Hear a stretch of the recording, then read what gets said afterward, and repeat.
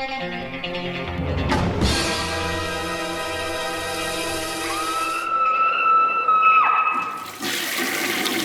guys, what's up? It is week 74. I am back from Cinema Wasteland. This is going to be a long video because it's a big update.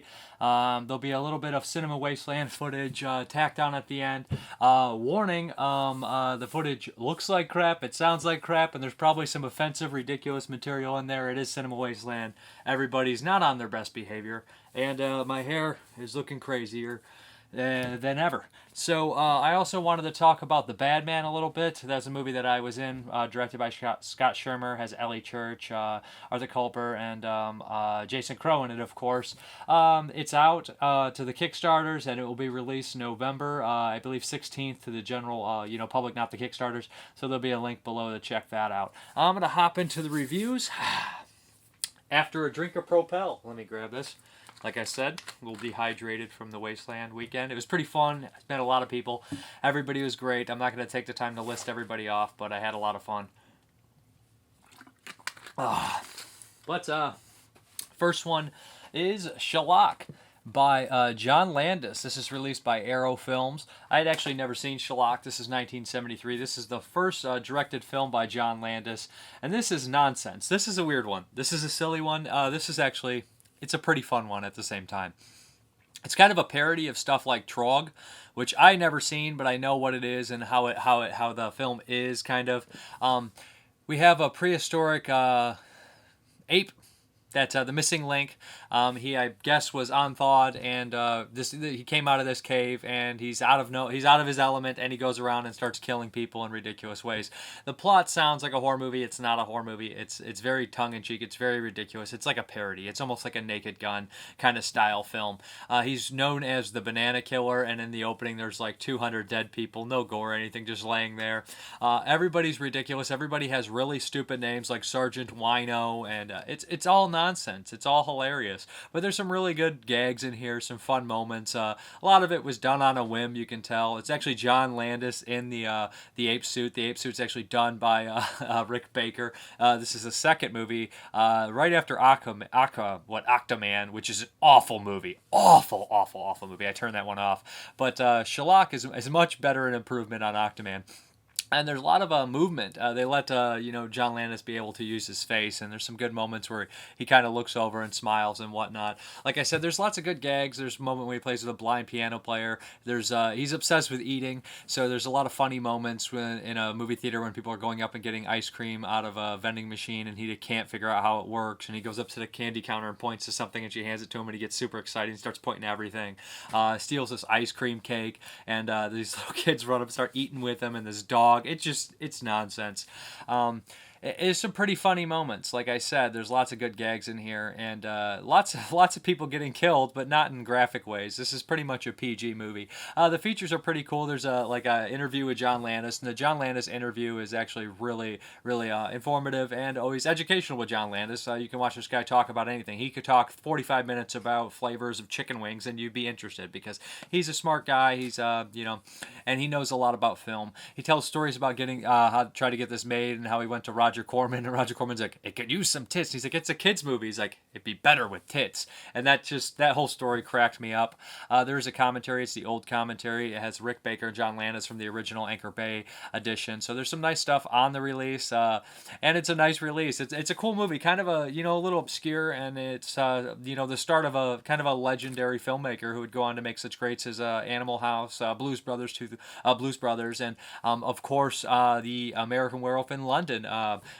Classic horror comedy, but it's a nice release by Arrow. It looks good, it's pretty funny, and I would recommend checking it out. If you like a parody comedy movies, it's kind of a must.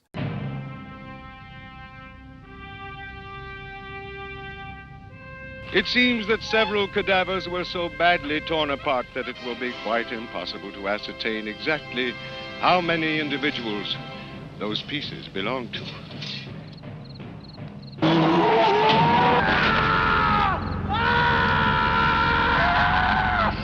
I'm certain that what awaits us down there is in actuality the Schlocktropolis, or Schlock. And then he what did you do? You painted me with molten rubber? What was... It's not molten, it's liquid. Dino De Laurentiis remade King Kong. It was Rick Baker inside his own ape suit. In Schlock, is John Landis inside the ape suit? So from the time I was 8, I wanted to be a director when I grew up. I wanted to make movies. John was a 19-year-old kid, you know, that had a lot of spunk, a lot of ideas, a lot of energy, and a lot of everything. Schlock!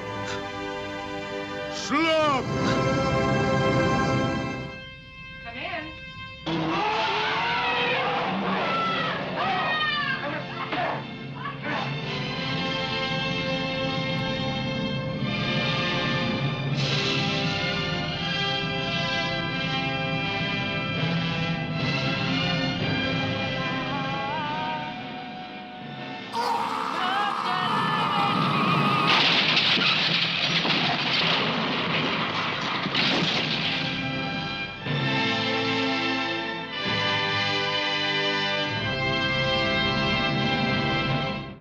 Okay, the next one we have here is Spontaneous Combustion. This was originally released by Code Red. This looks like it's released by Cheesy Flicks. Cheesy Flicks getting in the Blu-ray game? Now, I know their picture quality was never particularly great, so I was a little leery, and I thought this Blu-ray looked better than what I expected from Cheesy Flicks. I haven't had a chance to watch the Code Red edition, which I do have, but I had a chance to watch this edition, and there is some black blocking and stuff. It's not a perfect Blu-ray, but for Cheesy Flicks, I was kind of surprised, because I expected horror. I expected absolute horror because their DVDs are usually like VHS print.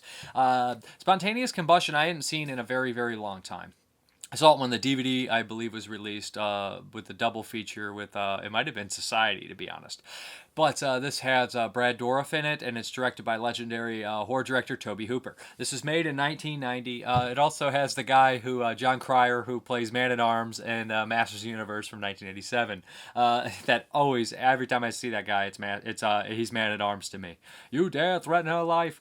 But yeah, that's the line from Masters of the Universe. But regardless, let me get into the actual movie. This definitely feels like a lost Stephen King movie, or maybe even a Brian De Palma movie like The Fury. We have these experiments that happened in, the 60s during the Cold War, and they're testing nuclear bombs, and these people volunteer, and they're giving these medicine.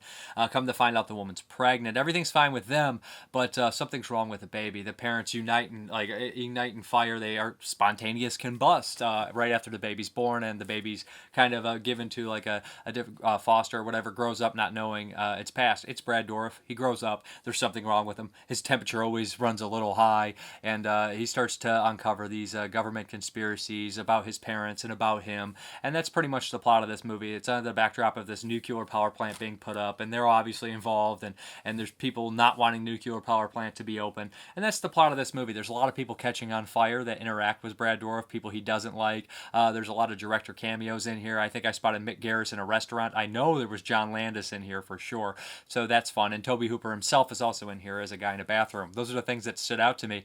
This movie's there's some weird psychic stuff that happens in there, and like I said, in a lot of these horror movies, they always add that psychic element. It's like, this is silly and fun, and it's silly enough, but it's gonna work. And then you add that in there, and it's like, you lost me. You really lost me.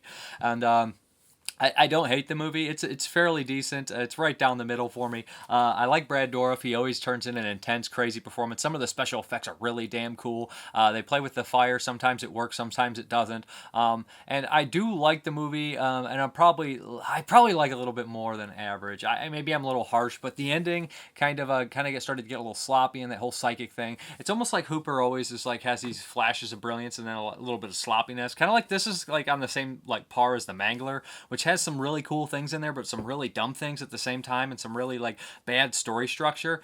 But I would definitely say check it out. I don't know how it compares to the Code Red DVD, but probably cheaper and easier to find. But regardless, Spontaneous Combustion with Brad Dourif by Tobe Hooper. It's an obscurity. It's kind of an oddity, and there's some cool moments. Like I said, people getting caught on fire, and the special effects on Brad Dourif and his acting is worth watching just for that. Tobe Hooper, the director of Poltergeist. Tobe Hooper, the modern master of the macabre, now brings you his greatest achievement. In the spring of 1955. Okay, Brian, Peggy, very soon. Ready now. Ready. A secret experiment began. An experiment that left one survivor. The vital signs are all perfect. There's no signs of radiation. Now, the child has become a man. Well, looks like you've lived. Got a slight fever. A man who doesn't know the secret of his past.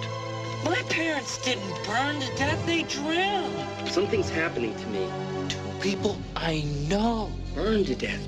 Or the terror of his future. They're watching me. Nobody's interested. Before his enemies can stop him. Before his gift will transform him. The doctor can save your life. There is a vaccine.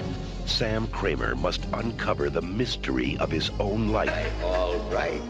You should never have been born. And if it wasn't for me, you never would have been. And fight fire. I will use my gift. With fire.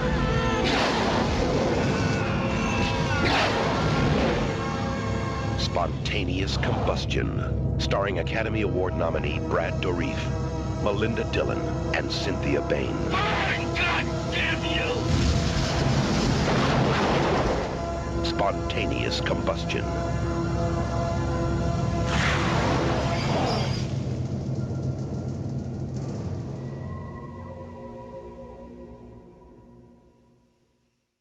Okay, guys, the next one here is Beyond the Valley of Belief, Volume 1 and 2.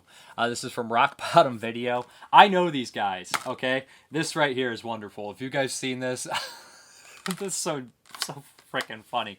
But I know these guys, so I am a little biased. I know Brian Papandrea, Nathan Rumler, Stephen Nolan, Brian Kilby, Sadie Tate, all the people involved with this. I met them and I worked with them on Gay for Prey. So I'm biased. I'm going to say that right off the bat. And I'm going to be honest. You know, it's very hard to not be biased when you know the people involved with the movie and you know they're like kind of humor and stuff a little bit.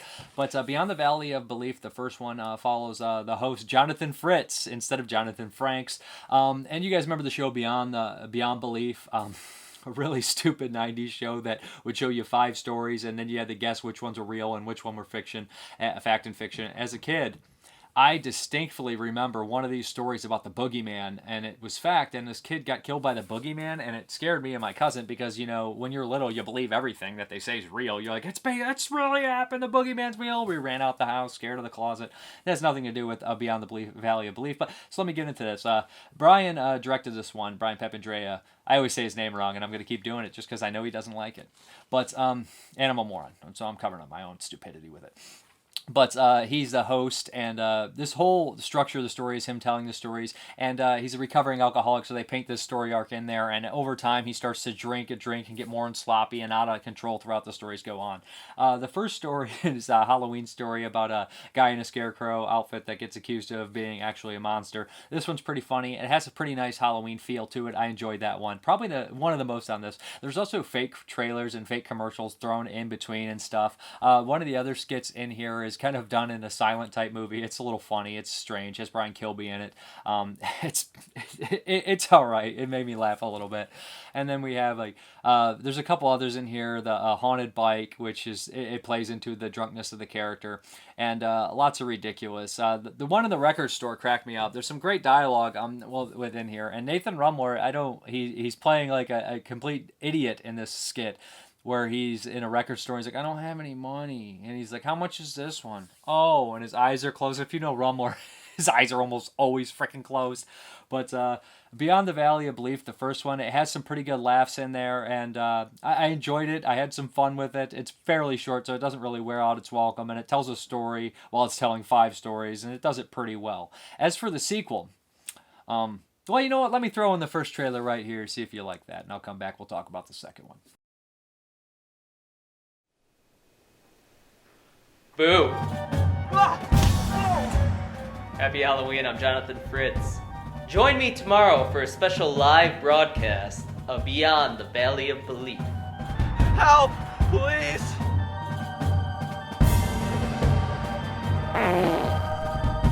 Come here, Becky, I think there's someone outside. Not today, Mama! Your life just might depend on it.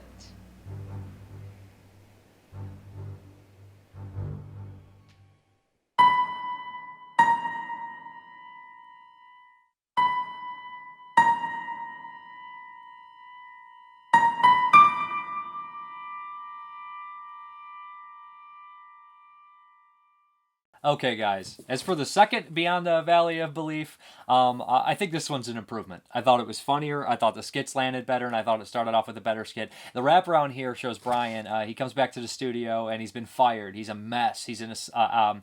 He was doing a Halloween special last time. Now he wants to do a Christmas one. Unfortunately, it's in June, so he gets kicked out of the studio. He has the cameraman by hostage by gun, and he runs around. And through his exploits, in between, we hear the 5 stories. The first story is a really funny one about karaoke. It's called Rape-okie. I believe you would say it like that. Yeah. So you guys know what you're getting into. This one's about this devilish figure that kind of molests this poor kid while he's supposed to be singing a song. This one's really funny, really great, and Nathan actually does some really good acting in this one, I thought, because in the beginning, and you know what's funny about a lot of skit shows, they're actually funnier sometimes because this feels like, you know, like inspired by like Saturday Night Live kind of stuff. A lot of these do, and SNL and Kids in the Hall and stuff like SNL, SCTV, stuff like that. And sometimes the people feel like they're almost about to laugh, and sometimes you get mad about that, but other times you like it almost becomes contagious. And sometimes here in this skit, it almost becomes contagious like that. And some of the things where he's like, kind of, are you nervous? And he's like, a little bit and stuff. It's really funny stuff here. Some of the other ones in here, they're pretty decent. We have some of the reoccurring ones with like ghost farts from the first one pops up in here, and what is it? Sarah McCoughan, obviously a take on the Sarah McLachlan trying to get your money for the hurt dogs and whatnot. I think the first one actually is better than the second one in this one, but and then we bring back Kilby's, which was a ongoing gag in the first one. These Kilby commercials, and we actually get a Kilby skit in this one. This one's really fun. The Black Raccoon, I think, is what they call it. But honestly, there's a couple really standout ones here that I want to talk about the most that actually had me laughing quite a bit, and I thought they were really funny. There's a commercial in here, Chili Crystals, which I showed you in there, and that one has Stephen Nolan as this methed out like chili cook. And the dialogue in this one is hilarious. There's so many good gags in here, and I don't know, it's my immaturity probably that just kept this so funny to me about this crazy chili cook cooking people shit, cooking people gross stuff and serving it to them. There's a moment where this girl, it's actually played by Megan Beck, who is always a Wasteland attendee, and it says, this looks like shit, and he's like, it's not far from it, and just stuff like that. And there's this scene where Kilby, the actor Brian Kilby, he is eating in the background, and the girl says, this is disgusting. He turns around, he's like, it's not, it's pretty good to me. And it's just that part right there alone. I literally started like kicking. I was laying on my back. I started kicking at just like laughing. It's just really immature, but also just perfect. It's perfect. It's perfect. That's all I can say. It's great. And then there's another one in here that I thought was great that makes fun of Victor Salva and that whole awkwardness in there about being invited on a show and all he wants to talk about is little boys. And the guy is so creeped out by it. It's really funny, really good stuff. I know this whole thing is immature and ridiculous, but it's never boring and it's always funny. Some of the characters in both of these are so obnoxious that you just want them to end, but that's kind of the point of it. And other times they land perfectly and they crack you up. So it's full of skits, full of laughs. It's one of these deals where if this one doesn't make you laugh, something else will make you laugh. They're low budget, but they work really well, and they never really come across like just being junky or anything like that. They're really fun stuff. There's both behind the scenes on there, which also shows how much fun they obviously had on set and whatnot. And then there's a bunch of trailers for the other movies on here too. I'd really recommend this one. This is really, really fun stuff. Okay, guys, the next one here is the VHS Voyage, and this is from 1980, and it is Deadline. I never heard too many people talk about this one. Don't have the DVD or Blu-ray or anything, just a little run-of-the-mill bootleg to contend with. But Deadline, like I said, 1980. I hadn't really heard of the director. It was an Italian director. And this is a strange movie. We have this writer who writes screenplays and books, and he's like the big horror director, and he's ridiculed for his violence. Him and his wife have some problems, obviously. She seems to have some sort of substance abuse problem, and he has neglect problems and had some, terrible stuff with cheating in the past. So they're on the out and outs, but he ends up going to this college to speak, and all the kids jump down his throat about the violence, and that kind of like starts this chain reaction for him to lose kind of his grip on reality and his anger towards his wife, and they start fighting more, and crazier things start happening. But throughout this movie, the pressures of the producer to write rice also start to get him in trouble. But in between all this stuff, what's happening is we have these flashes of parts from his movies and from his screenplays and whatnot come to life, and a lot of those are really violent, really crazy, really over the top. The most ridiculous one involves this telekinetic goat that makes this farmer get all chopped up. It's really gory and actually kind of bothersome, but also really stupid because it's a goat with telekinesis. Predates Black Phillip there. I know Black Phillip didn't have telekinesis, but yeah, it's just some ridiculous stuff like that. But it takes a super dark turn. The whole movie's pretty dark. And I actively started getting mad at these characters for their actions. And they didn't seem unrealistic. Like, I was mad at the wife, and the husband's horrible, too. They're both just terrible. They're worst parents ever.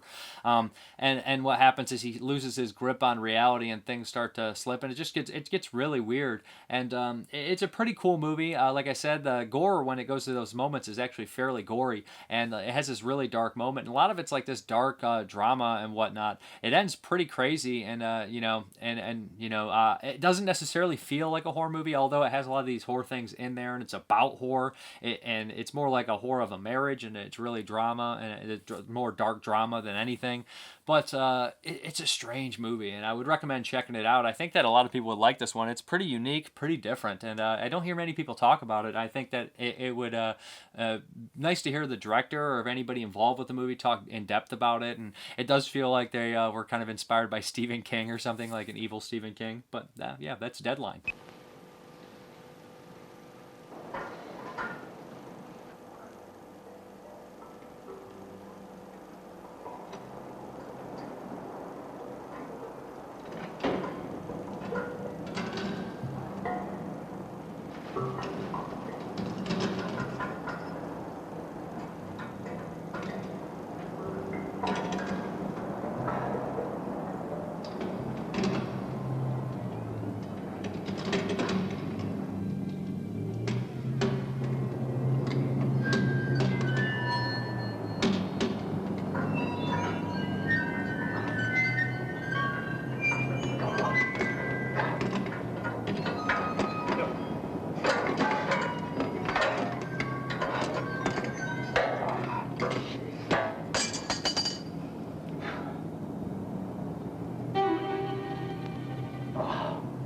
You again. I thought I told you to get out of here. Come on. Come on. I thought I told you to get out of here. Get out of here. Where the hell does it come from?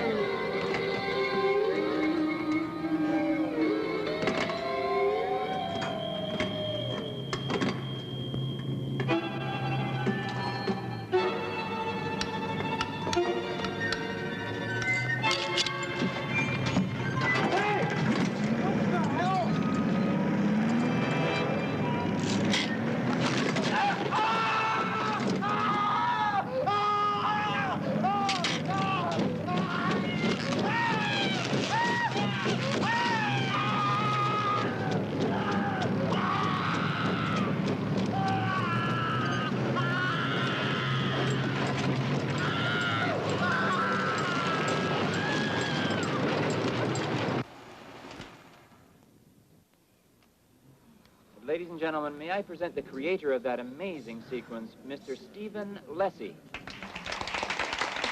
Okay, guys, the pick-a-movie is a strange one from 1985, The Aftermath. I think Rick Peters picked this one, and I had it sitting around, which was kind of a surprise. This is a weird movie. It's a post-apocalyptic movie. Strange. Not much dialogue is spoken. I believe it's Belgium or Flemish or something like that.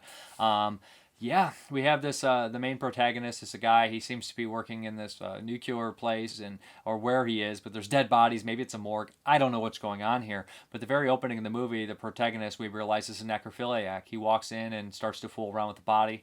This explosion seems to happen, and I don't know how much time lapsed, or why nobody's infected with sickness, or he was in some sort of, a hidden area. I don't know why it happens, or what exactly is going on in that, but he's thrust into this post-apocalyptic world, and immediately he is within the first 10 minutes of this movie, there is some implied necrophilia, there is male rape, and then there is a lesbian pool sex scene, and it looks like someone possibly drowned in that. So it's just a crazy movie on top of that. But throughout the movie, our protagonist he just goes around and he meets these strange people. He becomes a slave on this farm. Him and this woman escape after he murders them, and that's pretty much the love relationship between these two, and trying to survive in the apocalypse. They run across these strange monks who have these weird rituals, and these horrible people that want to kill them and rape them and all sorts of things. So it's a very, very bleak movie, but the ending is kind of surprising, to be honest.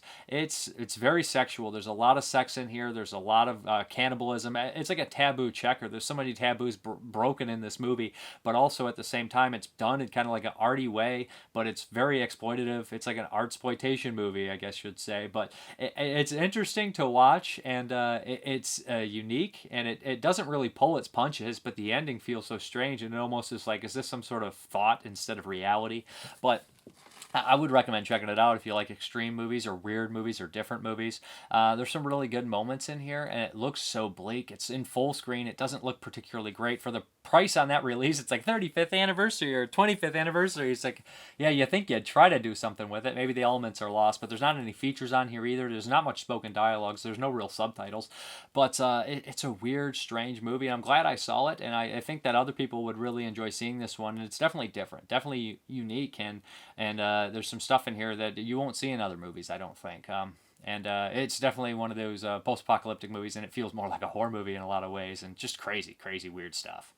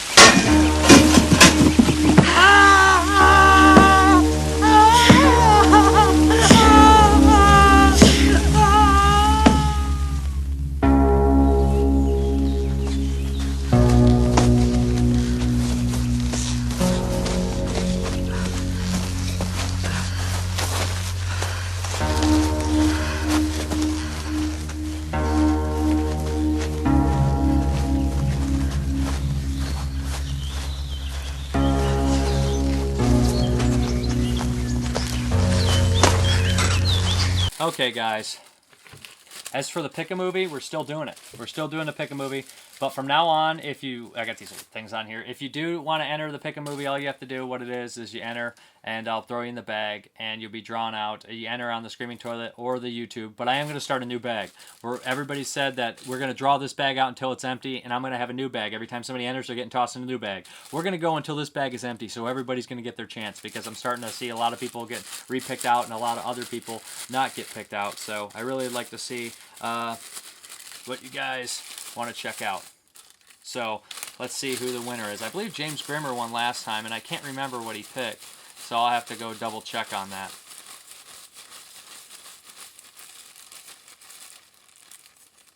Who do we got? We got Mike Gill. I don't even remember when I put that name in the hat, but Mike Gill, let me know what you want me to check out for the Pick a Movie. Congrats, by the way. And what are we going to go to next? Oh, yep, I'm going to answer the questions that you guys had. Actually, I'm going to answer the questions you guys asked before I go into your answers for the Severin prize stuff. The questions that were asked, we have one by the Mrparka A.D. He said, where does the name Screaming Toilet come from? Do you leave toilet screaming on the regular? Actually, the name, I didn't make it up. Screaming Toilet is not owned by me. It's just like, it's Clint Weiler, and he has a bunch of other people on there that post and stuff and whatnot. We probably need more people looking for more content and whatnot if people are interested in writing or doing podcasts or videos for Screaming Toilet.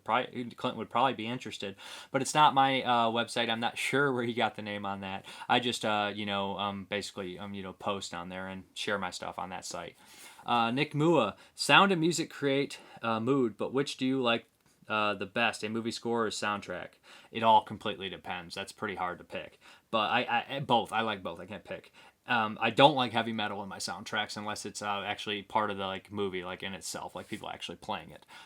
Any favorites? Cannibal Holocaust is a wonderful score. Day of the Dead I've always loved. I thought it was an underrated one. I mean, people always say Dawn, but Day I always thought was great. The Calypso kind of a little bit in there too.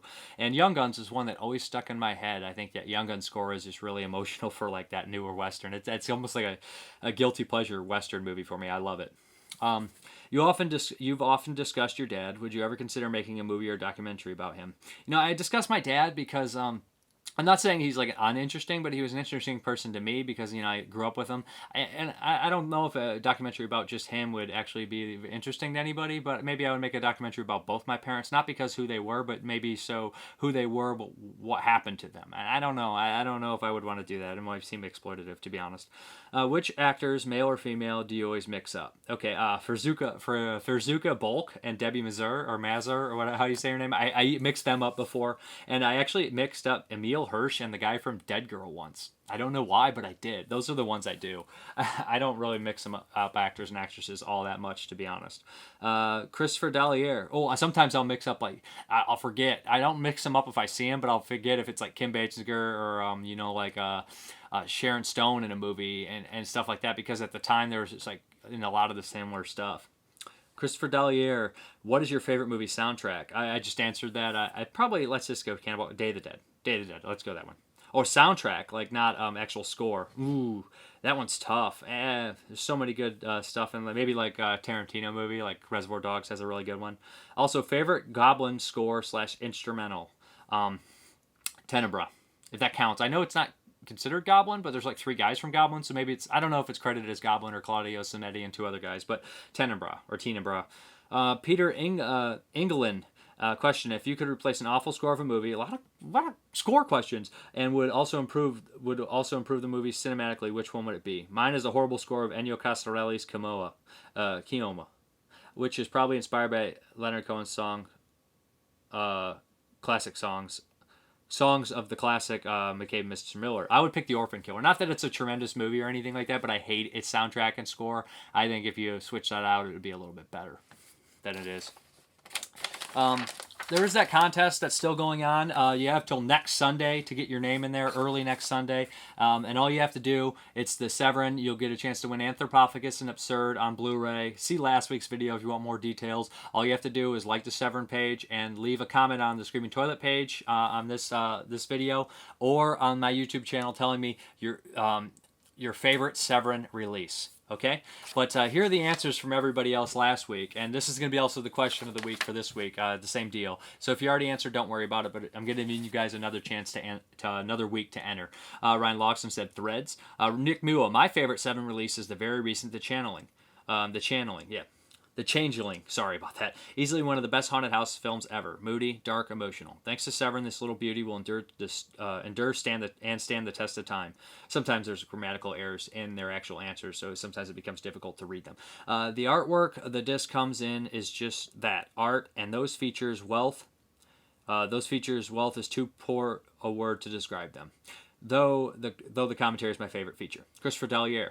I would like to enter the contest. My favorite 7 releases, Zombie 3 and 4. They both look great, and I love the soundtrack that is included. A big plus. Love the features on both. Peter Engelin. My favorite 7 release is an easy one, because I got only one Severin release, UK, and it's even a documentary, The Killing of America. Yes, I believe you are in the movie bag. He also has that. Josh McElhenney. Probably The Burning Moon. I love Idbach and his work, and this movie just cements his place as a splatter film legend. That is Severin, technically, because it's Intervision. Jeremiah Ball. The Burning Moon is my favorite release from Severin, and I love the gore in the film. Wrong company on the last comment. I tried to delete it, but I couldn't. It's been a long week. Enjoy your weekend, Dave. James Grimmer. My favorite Severin release would have to be She Killed in Ecstasy, as I ended up really liking the movie and found the special features to be insightful. I also really enjoy the soundtrack. D. Berge 86. If I had to pick my favorite 7 release, I would say it's BMX Bandits. I would watch that one a lot. Big fan of Severin, so you already know I like their page. Mr. Snickers. Or is it Miss Snickers 21? Or Mr. Snickers 21? That's the question, isn't it? My favorite 7 release is Eaten Alive. Beautiful artwork, slipcover that looks like the original Italian poster, reversible artwork with alternative title Doomed to Die. Also had the soundtrack, and great features. J. Mitchell Beard. Contest entry. My favorite Severin Films Blu-ray release is Nightmare Castle, starring Barbara Steele, because it has a lot of extras, including 2 other bonus features, Castle Blood and Terror Creatures from Beyond the Grave. From the Grave. The disc is worth it for the remastered picture and full-up package of extras. Big Wazoo, favorite 7 release, Zulu Dawn. It's a strange release from Severin, but they did a great job. It's one of my favorite movies of all time, and one that I remember watching all the time as a kid with my dad. And it actually helped get me into history and learn more about the time period and the Zulu War of 1879. Super Beast, 1985. Favorite 7 release is Devil Hunter by Jess Franco. Mainly because I would have never seen it otherwise. Love the cover art on the DVD as well. Great film. Well, Jess Franco, great. That's a good one. X-Reller X. Severin has such good catalog, man. Jeez, almost can't choose, but I'm picking Fulci's The Devil's Honey. The limited edition with slipcase looks great. Excellent release on every level, and I'm always excited to see more obscure Fulci on Blu-ray. Enter me, please. 80s film fan. My favorite Severin release is definitely Combat Shock. It's an awesome movie and a great release with a ton of extras. Also, the book that came with it is excellent, and it's cool that you get a piece of the original print, too. Rob43301. My favorite Severin release is The Video Nasties, The Definitive Guide, Volume 1 and 2. I love these for all the commentaries and trailers. Katie Davis. I also enjoy Severin Screwballs. It has a fantastic 80s comedy and overall picture quality is top notch. M. Brown 80. By far my favorite Severin release to date are The Video Nasties, Definitive Guide 1 and 2. Horse Show Entertainment. I love Severin's releases. That's all he put. I'm going to read it anyways. And Bumpus Hounds. Favorite 7 release. Emmanuel Around the World. Sadly out of print. Runner-up, Wild Beast. Randy Stone and Bill Wolford are also entered, but they did not leave any comment. So, I guess we're going to hop into the update. Okay, guys, this update's going to be huge. It's Wasteland and some other stuff. First and foremost, let's start with Eyeball by Berto Lenzi. Never saw this. This is the deluxe edition from 88 Films. I'm interested in checking it out. Like I said, never saw the movie. Next, we have Freeway from Dark Force Entertainment. Freeway 2. Confessions of a Trick Baby. I heard this movie is insane. I hear it's completely nuts. I never saw the first... I've seen the first Freeway a couple times. Really like that movie. Never saw this one. We have Emmanuel, or Erotic Nights of the Living Dead. I believe this is an AK Erotic. I'm in Emmanuel movie, so yeah. From Code Red. Probably some nudity on the back there. There's a little bit. Probably going to get in trouble for that. We have The Changeling from Severin Films. I picked this one up because it has the corrected disc in there. Dracula A.D. 1972 Hammer Horror Dracula movie. Been a while since I've seen that one. Turbo Kid. This is kind of a deluxe edition. Pretty cool looking. I'm a little lukewarm on Turbo Kid, but I can appreciate it enough to grab this release because it looks pretty cool. What else do we got? Welcome to the Dollhouse. This is a made-on-demand. Never saw this movie. I enjoy this director's other movies. I thought that Happiness and Palindromes, they were both great, so check that one out. We have Taste the Blood of Dracula, which is a Warner Brothers release. I remember seeing this one, too. It's also been a while, but can't go wrong with Hammer. Bloodfest. Not seen this one. Kind of confusing that the movie Hellfest is coming out around the same time. No relation. The Man Who Could Cheat Death. Kino. Not seen this movie. But, yeah. I believe this is a Hammer title as well. Molly from Artsploitation Films. Not heard anybody talk about this one, but I'm interested to check it out for sure. Then we have The Bad Man. Finally it came, guys. A Kickstarter. I'm in this movie, so I'm not going to talk much about it, but there's a link to buy it when it comes out for everybody, November 16th, I believe. But lots of goodies in this one, too, so yeah. Scott's the man. Makes good stuff. Who's that guy? What a bum. Then we have City of Industry with Harvey Keitel and Timothy Dalton and, what is it, Stephen Dorff. I haven't seen this in years. I don't remember it at all. Grizzly from this is a Scorpion or is it a Code Red? The William Girdler movie. Cool movie. Richard Jekyll, Andrew Prine. Somebody else in it too. It's not name escaping me. The Church by Michele Soave, the deluxe edition. This is wide out a little bit. Sorry about that, guys. I'll go out a little bit. That's easier for you. Pretty damn cool movie. Always enjoyed it. I reviewed it a little bit ago. Then we have The Night Strangler with Darren McGavin. There's also a TV series. I mean, my dad liked the TV series. I think I've seen some of those or something. I've seen one of these movies. I can't remember which. Or something on TV. The Night Stalker. That was the TV name of it. So, yeah, it's a sequel. Kino did both of them. Picked those up at Wasteland. And we have Trilogy of Terror. Also picked it up at Wasteland. Karen Black. Cool stuff. Classic anthology. We have Manhunter. Never seen Manhunter from Scream Factory. Grabbed this there when I saw it. We have Child's Play. I got this used, and I cashed in some of my Bull Moose points. Got it like half off, pretty cheap. With the slipcover and everything, it was like $8. Same thing, Bull Moose, half off, Invasion USA, Chuck Norris, Joe Zito movie, Richard Lynch is the baddie. Did this one too, no slipcover, but Scream Factory, Firestarter, Collector's Edition, half off, Bull Moose points. Why? How could I say no? I always liked this movie, Mark Lester. George C. Scott. The Legacy. I bought this at Wasteland. I haven't seen this in years. Saw it on DVD. Sam Elliott. Kind of weird if I remember. Then we have The Rage Carry 2. The Rage, Carry the TV movie and The Rage Carry 2. Yeah, this was obviously a screener, but it wasn't very expensive. And yeah, I actually like The Rage Carry 2. I'm going to say it now. We have Hardware by Richard Stanley. This is the Ronin Flicks edition. It's pretty pricey, but looks pretty cool. And we have Razorback, the Umbrella Edition, the 4K scan. Been years since I watched this one. Looking forward to checking it out. Bunch of features too.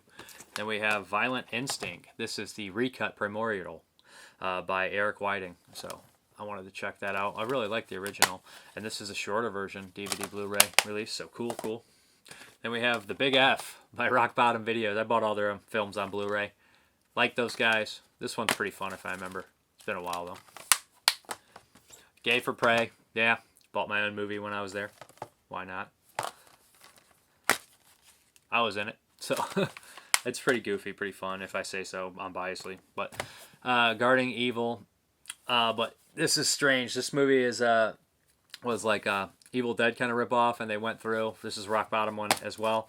They went through and they did like redubbed it in Italian. So yeah, there's like 3 editions on there of it. We have Fangboner. 2-disc set here. This is their first one, I think, or their second after Chubby's, but pretty funny. Then we have some cheapy ones I grabbed on Family Video when I was down there. Rampart. Annihilation. Happy Death Day. If I ever say anything wrong, and after in this video, I am pretty tired, guys. Wasteland was pretty crazy. So, Furious. And my mouth is super dry. Dehydrated. Aftermath with Arnie. These were still on sale, even at the ticket price was cheaper. All the Boys Love Mandy Lane. And Bait 3D. Then we have some DVDs. Loving a Vegetable. Steve from Bills Above Table handed me this one, said check it out. Cannibal Apocalypse DVD. I wish this was a Blu-ray release, but there must not be elements. I have the old edition from Image, but wanted to check this one out. That's a picture from Cannibal Holocaust. I don't know why it's on the Cannibal Apocalypse DVD. Ninja Zombie. Afka. This is probably silly. We have Wandering Jinza, Butterfly 2, She-Cat Gambler from Synapse. I think that's Sonny Chiba in there. Is he in it? Yep. Then we have the first one, Wandering Butterfly, Ginza Butterfly. Not seen these. Don't know how they are. Let me know, guys. Then we have Arson Peak presents Haley J. Madison. There's a nudity on the back. There most certainly is. There we go. Well, I already showed the one. Androgynym. This is from the Gator Blade films. I have the other edition, but that's a pretty cool movie. Kind of underrated. Then we have Dead American Woman by Massacre Video. So that's everything. Hope you guys enjoyed it. Let's go back to the video. Thank you very much, guys, for watching. And as always, you guys have a good one. Anybody that's ever stayed at Cinema Wasteland knows that there's like 2 hotels that everybody goes between. The Super 8 across the way, and this is where I'm at. It's kind of blurry. And the Holiday Inn, which is across there. I gotta clean the lens off, man. It's so humid out here. It's crazy because it's like, it's like 80 degrees on a Saturday in October 8th or something like that. But yeah, I didn't film any Friday. Had a good time, but just got too busy, so pick it back up when we get to the Holiday Inn. I'm coming in here for a second. Okay, is this your room? Come on in, bro. Well, no. Look at this big ass pizza. Right, have a piece. It's included. No, I opened your pizza. I'm all being rude and shit. No, it's included, bro. It's not included with the room. You guys got a microwave? I distinctly asked for. You got a TV? You guys got a bed in here? It's included. We didn't get a bed. There's a bed? There's no bed. No, there's like a fucking sleeper bed. Where do you fuck? Dude, can you ever open your eyes, Rumbler? Open your eyes. When close your eyes and I'll kiss you. He's pathetic and he learns to. We're just jamming some 90s tunes in Yes, here, I've been doing it lately. Did you human jukebox over here? Maybe. Play some Everclear, bro. Y'all like Everclear and shit? Yeah, who doesn't like Everclear? Ba-na-na-na. Where have you been? Ba-na-na. All right, now just close my eyes. Ba-na-na. switch to Collective Soul. Oh. Shine on me. I was thinking of Jill. Hey, I got a camera. Oh, the Jerky Boys. Open this for me. I'm thirsty. I can't get this open. You got all cut up on your hands, AIDS boy? I'm gonna have to cut that part out. Look at all of his AIDS. This is all of his AIDS. Oh, I'm getting AIDS blood all over everything. Strawberries? AIDS! They're vodka berries. Would you like one? Absolutely not. You know I don't drink. Go? I know. Why don't you drink? It's because I'm a monster. I knew you. I'm not a good person. Make it well. That's weird that you say you're not a good person, 'cause I think you're a good person. Come together now. Honestly, I'm a bad person when I drink. I knew you for years. Yeah. That happens. I just want to get a shot of these creepy stairs.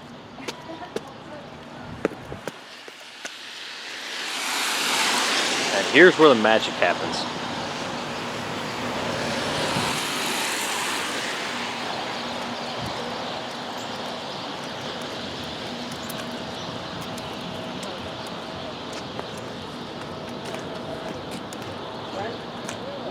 Actually, this is about to close for the night, so I doubt I'll even be able to get in the convention real quick. I'll probably have to shoot Sunday. But oh well.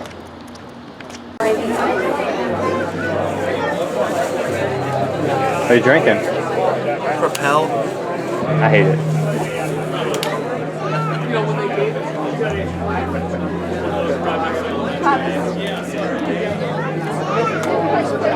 Howdy. Hi. It's the first time these guys have been here. It's severely underrated, I think. Hey, buddy. Howdy. Well, it's in the 80s, so it's not Old man bump. Old man bump. And a little elbow, too.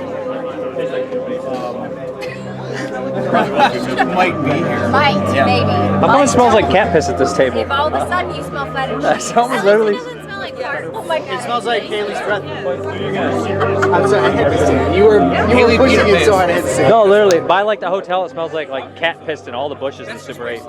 That's just Super 8. That's what. That's just all people. I just don't. What's your favorite movie on the table? Favorite movie that I've seen or haven't seen? I really haven't seen. Favorite movie I haven't seen, I'm gonna go with this one. Ooh. I've actually seen that one. No, I know. Well, that one or so these are the ones I really want to see. I want to see that one. That one's fun. I want to see that one. That one's awesome, actually. How are you selling these if you haven't seen them? I didn't get a lot of time to prepare. Okay.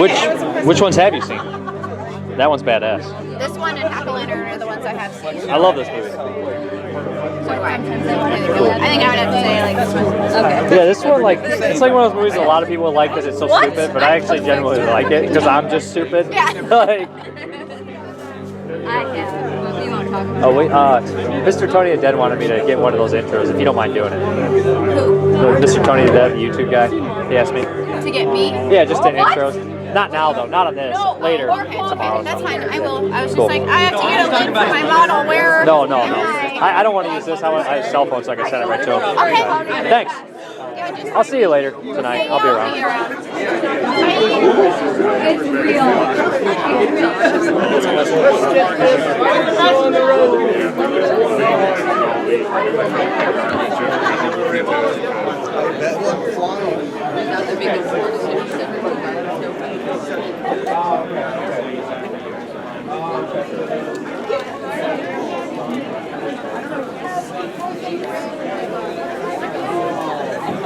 What are you buying, Marcus? Well, because I'm friends with they'll send me You gonna buy that? I know he buys. I think I bought it last time, but I haven't watched it.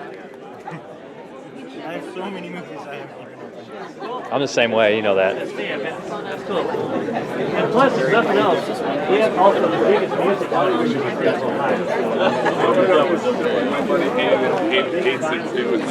I couldn't reach it. It's under the magazine. Sorry. Yeah,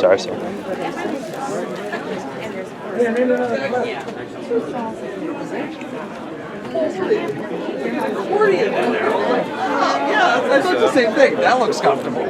Not one bit of that.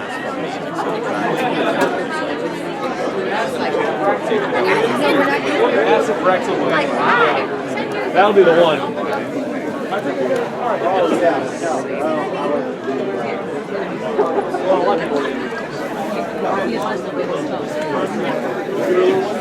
Hi, Dave. Howdy. For a second, I'm so blind on my peripheral vision, I thought that was a pizza, and I was like, I took a dump. I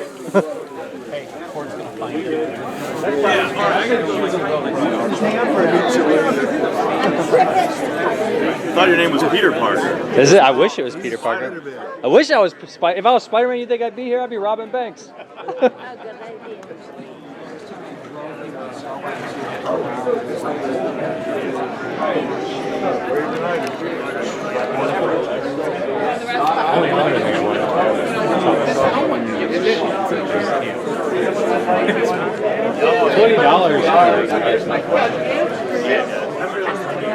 You'll be around later? Oh, I'm not I mean, I made like. I'm exploiting you. That smile makes you look like a Muppet. It's a Matsploitation film. Matsploitation film. What is that? You guys Creature. Creature Frog? What is that? Grog Shop? It's a grog shop. It's a concert hall here in Cleveland. Sounds like something slang from America. Where you been all day? Sounds like being drunk. Here? I've been here. Have you? I haven't seen you all day. I've been gone You've most not of the day. been looking. Look at me. Yeah. How did you not find me? It's like you're a fucking walking firework. I literally wear this to stand out. What's that shit and that you're Rodney Dangerfield says about Caddyshack? When he makes fun of that suit, he's like, What is I don't remember, but that's the kind of coat that he Talked to my wears. friend's ex once. He's like, nobody looked good in this coat. And then he looks around, he's wearing it, he's like, except you look good. You look good though. No, when he fits, I know. Let's drink more. No. He goes like More this. about He's like Italian. Oh, a hat like this. The guy that buys a hat like this should get a free bowl of soup. You are not allowed to. A free bowl of soup. He's got to be a hobo, right? You boy should put them. You're not Are you going to allowed watch that movie? Yeah, I am. I don't watch movies at Wasteland. I usually try not to because just buy 'em. I'm way too drunk to do it. You drunk? I don't believe it. Boy should put them. How about Ham slapped a copyright on this video? They're like, we're monetizing that. I think if anything, they'll be like, thank you. Thank you very much for supporting him. Thank God they're keeping us in business. Wasteland's are keeping us in business. What we doing? Severin Contest 5? I'll be right here. I just ate. I ate 20 wings and a fucking quesadilla, bro. I will tell you if you want. No, seriously. Okay. Tell me.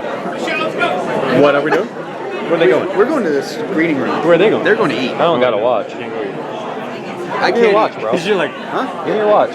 You like it? No, I just want it. I don't like it. I just want it. I don't have it. You have it. I want it. I'm 6. I don't have a watch. What's up, man? Works there. Oh, that gets weirdo. I like beer. I haven't been there today, but sometimes I had too many beers. So I was at Tobin's house working out. That kid there asked Dave.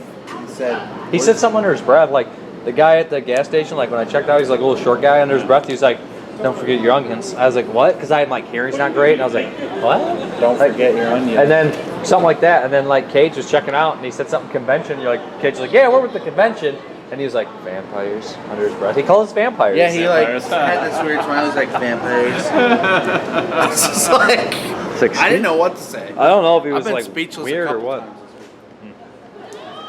This is the best thing at Cinema Wasteland is that trash can. I love it. It's gonna take like 6 hours. She's arguing with him about that lighter still. I wouldn't even brought it back. I don't know what's in the first place. Yeah. What would you rate it? 10. Ooh, isn't it real good? I like the crunch on the outside. Dude, I think it's the best apple. I think it's the best apple fritter I ever had. You? Probably. Donut scene. 24 hours. The best, Strongsville. Really? It looks like kind of crunchy on the outside. Yeah, it was real good. Had a good texture. Yeah, there was a matter. Check this out. I guess it got belligerent. The next thing you know, they fucking carried I wish it was 40 degrees outside right now. Fucking 4 cops. Right out the door like a battery. Looks like it's almost time And right now for the wolf man. That's the best. Like YouTube used to be. Yeah. The men's bathroom. Nathan Rumler passed out many times in there.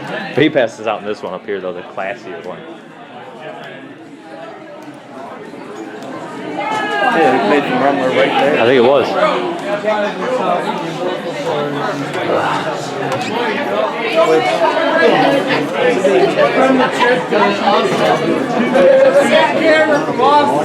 It doesn't look as like crazy as it usually is, does it?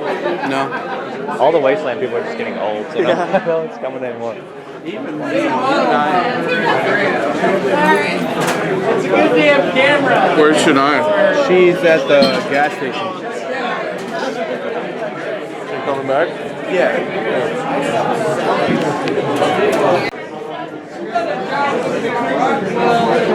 Yeah, what's going on at this one? Looks like I Drink Your Blood, maybe.